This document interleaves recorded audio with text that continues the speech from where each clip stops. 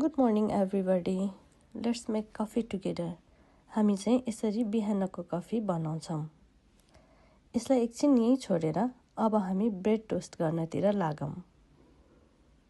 टोस्टरमा यसरी ब्रेड हाल्यौँ र त्यही सँगसँगै हामी एभोकाडो पनि म्यास गरेर रेडी गर्छौँ।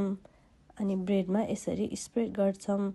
आफूलाई जति मनपर्छ त्यतिको स्प्रेड गर्छौँ। मलाई चाहिँ एकदमै धेरै मनपर्ने भएकोले टन्नै हालेको छु र त्यसैमा एउटा पोच एग हालेँ मैले। अब तपाईँहरूलाई यसमा जसरी मनपर्छ त्यसरी हाल्दा पनि हुन्छ। You can put it on the top as well.